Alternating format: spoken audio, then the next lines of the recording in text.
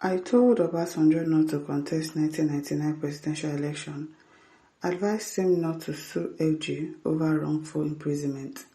Abdulsalam, which kind of advice be that? If they imprisoned him wrongfully, why can't he sue them? I don't understand. You advised him not to contest 1999 presidential election. Why? Former head of state General Abdulsalam Abubakar, retired, has disclosed that when General Olusegun Obasanjo came to see him after his release from prison in 1998, he advised him point blank to abandon the idea of contesting the presidential election. Why? He said he told him at the time to go home, thank God he was alive, and forget about becoming president. Abdulsalam also revealed that at the same meeting, he talked Obasanjo out of filing a lawsuit against the federal government over his wrongful imprisonment, warning him that the court process was uncertain and offering instead to explore compensation for the collapse of his business during his year in detention. The accounts are contained in Chapter 22 of Abdulsalam's 264-page, 27-chapter autobiography titled Call of Duty. Now all of them in the right book now.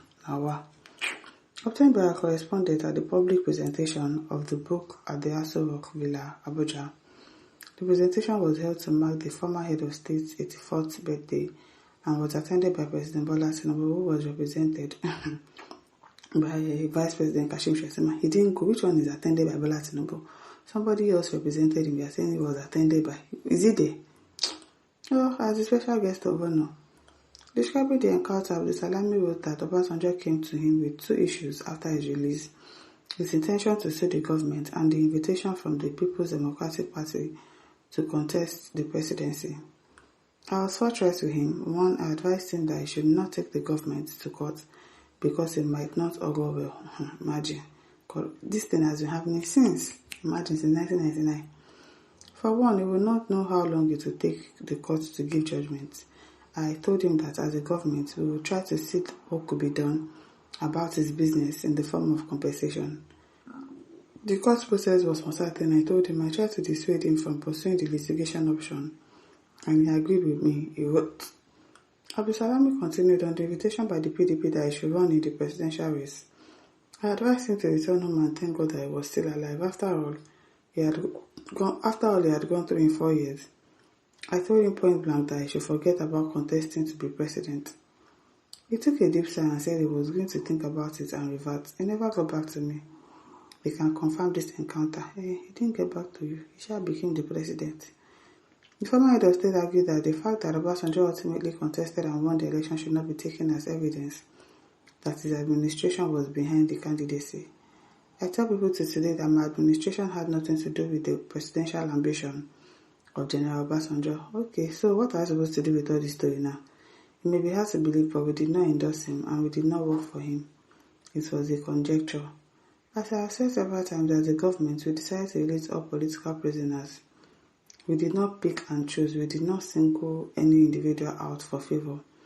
General Obasanjo was one of those prisoners who regained freedom, he stated. According to him, some said because we granted him a pardon which allowed him to run for office, that meant we were working for him. But we released and pardoned scores of political prisoners. It was because General Obasanjo ended up as the president that people overlooked the other prisoners that were pardoned as well. All this shalaye, something that happens in 1998, 1999. What are we doing with this information? What is it going to change now in 2026? Abdulsalam also acknowledged that there were reports of retired generals working behind the scenes to persuade Obasanjo to run, believing he could unite Nigerians at that critical moment. But he distanced himself and his government from those efforts. There were reports that some retired generals working behind the scenes to persuade General Obasanjo to run because they believed he was the one who could unite Nigerians at that critical time, given his experience, network, and knowledge. I heard the reports too. I was also aware of efforts made by some people to ensure that somebody who was nationally acceptable was elected as president. Those were private initiatives and had nothing to do with our government or me, he wrote. Okay. In the chapter, Abdulsalam also gave an account of how he deliberately bent the electoral rules to ensure the Alliance for Democracy, the party formed by Nadeko and the Afenifere, the Yoruba Social Cultural Organization, was registered as a political party even though it failed to meet the criteria his administration had set. He said that by the criteria for party registration, which required presence in 2/3 of the 36 states, legal registration offices in the FCT and capital, and the constitution, the People's Democratic Party and the All People's Party were clearly the top two, while the AD could realistically only win the 6 southwestern states. He said we have to apply some wisdom and flexibility as projected.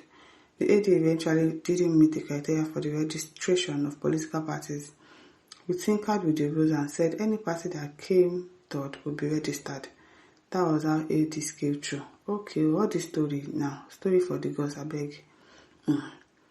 As Joseph says, this our government now promise and fail. Everything we have now in Nigeria is just because government no get dress. That's why we have them.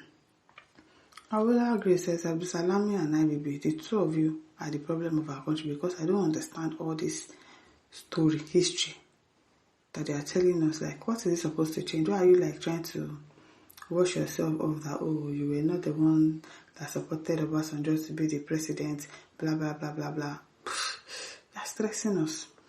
Ahmad says, fake post, IBB single-handedly picked Obasanjo for presidency. Obasanjo that was then broke, how would they have thought of contesting? Managing boss says, you are 1 out of a million. Posterity can never forget you. Franco B says, oh, that's wonderful. Please kindly tell Tinubu not to contest in 2027 because insecurity and hunger is buying us.